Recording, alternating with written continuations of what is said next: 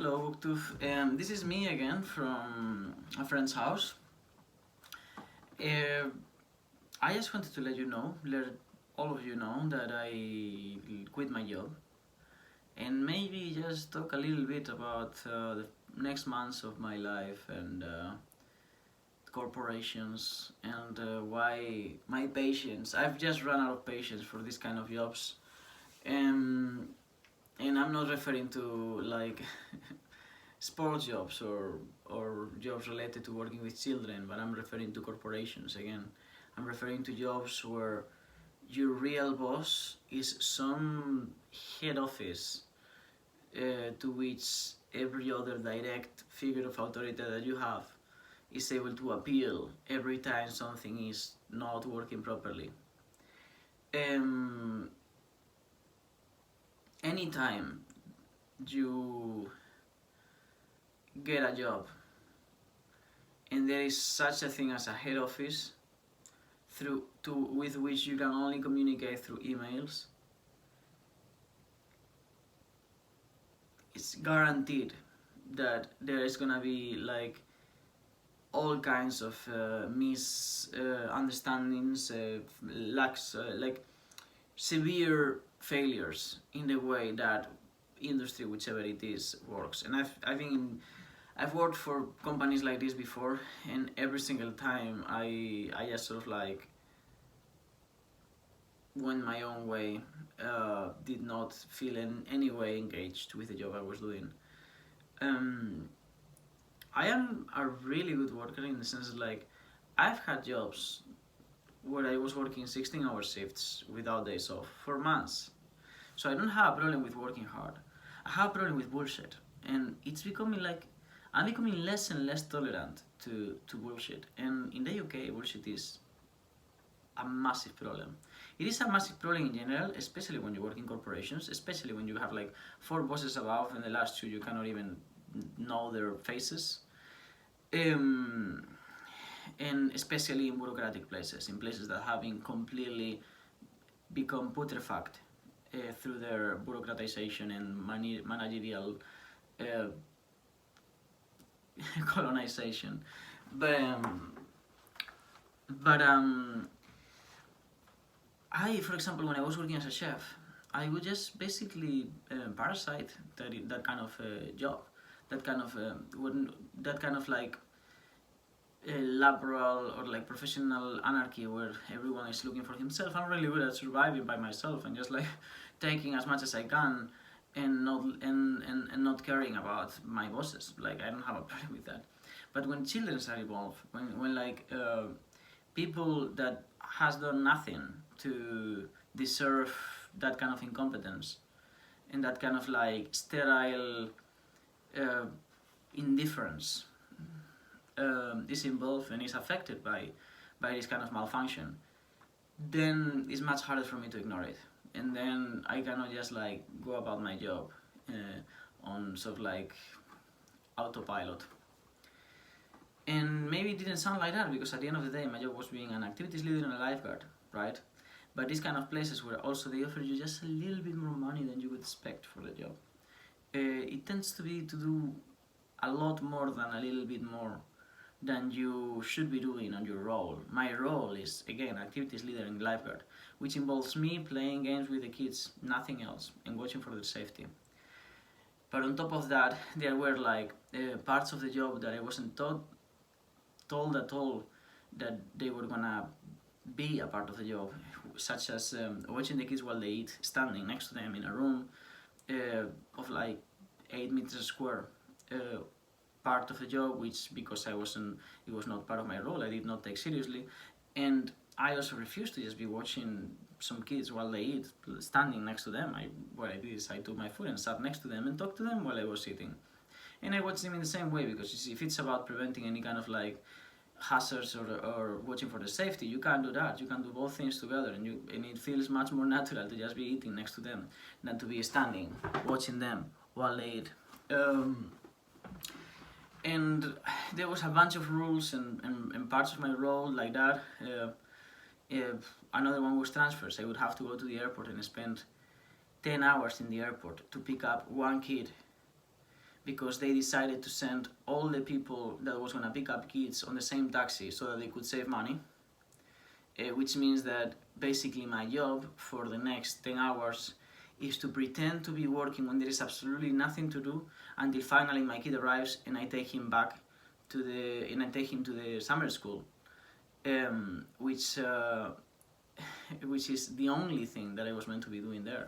So that's the only thing I was doing. I am really bad at pretending to work when there is no work to be done, and I'm really bad at feeling sorry for things that I should not be feeling sorry about. And that is the part that my managers couldn't stand. The fact that not only did I not comply with some of the bullshit that was related to my job, but that I am, and I was, and I have been for a while, fully unapologetic about this kind of bullshit and about my not complying with it. The last big drama, and there were a few more. Another one is that I came with my partner. We were told we were gonna have a room together.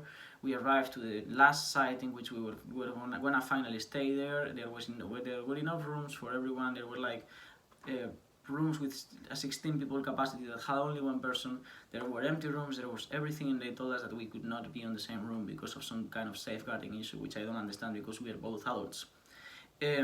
I could keep going on, but the last problem was basically that in the excursions the kids were severely underfed, and I am not gonna tell the name of the summer school, but if you are interested, it is the most expensive summer school in the UK. So you just search for summer schools. When you find the most expensive one, that is it. There were kids from the like Arabian royalty in the summer school. So that is the kind of place, and that is the amount of money that you can sort of like guess that they were paying for their stay there. Yet they were severely underfed in the excursions that were from 9 a.m. to 9 p.m. The kids would go with like a butter and cheese half sandwich, not a full sandwich, but a sandwich of 3 slices of bread with butter and cheese, and sometimes cheese and marmalade, 1 apple, and 1 bag of crisps. And that's all the food that they would be given for a 12-hour excursion. On top of that, in the excursions to London, because the summer school needs to make marketing, they have like a bunch of places that they need to sort of like tick the boxes of, like weaving in Trafalgar Square and taking a picture of the kids there, weaving in the London Eye with taking a picture of the kids there, with complete disregard of their own needs, if they need to go to the toilet, if they are hungry, anything like that. And then we need to get to the theater because we are late, because not only did we do all of that, but we don't even fucking know the site and we get lost. And then they ask me, which is not my job, to guide them through London to get to the theater. And when I ask if the kids are gonna have any food once they get to the theater, they don't fucking know, and they pretend to know so that I get sort of like to calm me down, but they don't know. In truth, the only food that there was in the theater was popcorns, right? So the kids haven't eaten anything for 6 hours other than a cheese and butter sandwich, which is, I mean. And then they tell me that we have to run to the theater because we are late, and that I need to be screaming at the kids because they are not going fast enough. So fuck that. I took my kids, my partner also took her kids. We were in charge of 15 kids each. We let the rest of the groups go because we cannot save everyone. We could only like take the kids that we were in charge of. And we just like got lost, wandered away, and got them into like a restaurant where they could get some food. Some went to the Starbucks, got baguettes. Then I told them, okay, now we need to run back because I was gonna be late. Still arrived 10 minutes early to the theater, and my kids were the only ones that have food. Of course, the rest of the kids were completely jealous because they had been underfed, and their own activity leaders did not have the same consideration, which led to the managers being pissed off because they had done a shit job, and I wasn't willing to do the same thing.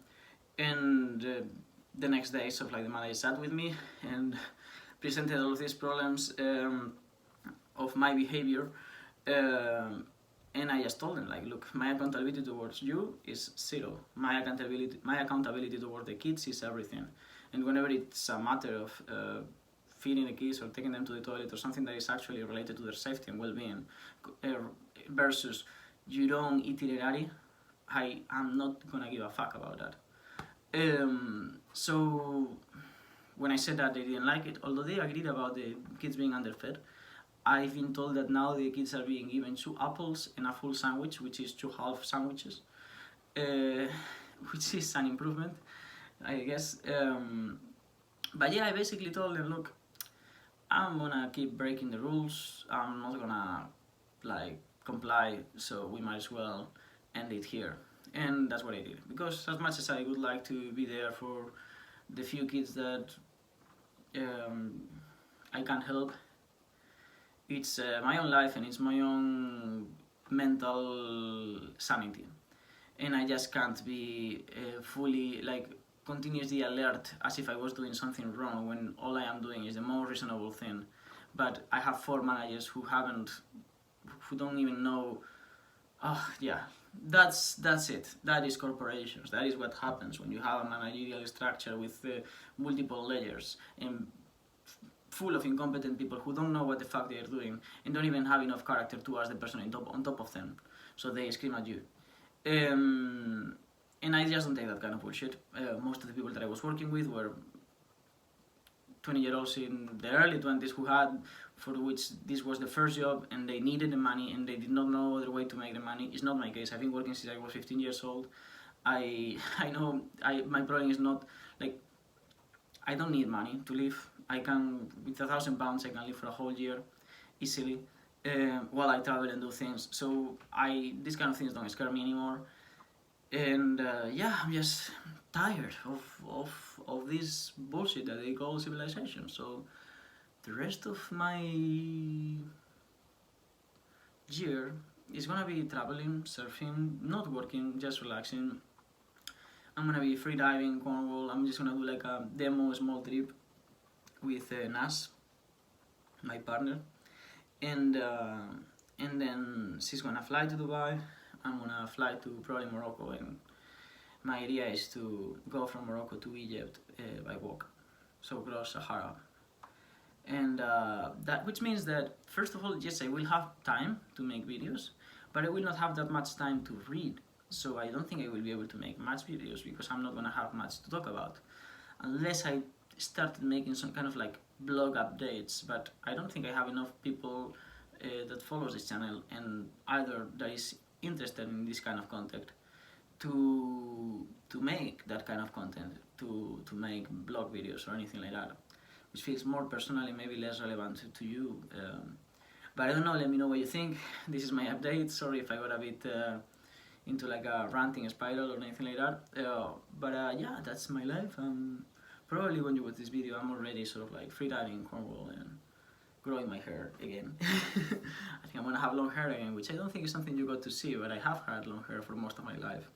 And I have had dreadlocks and braids and everything that you could imagine. And this is just another face, another layer of skin, another shell that I'm about to get rid of. So yeah, I mean, that's all I can say for the moment. Have a nice day. Let me know what you think about all of this.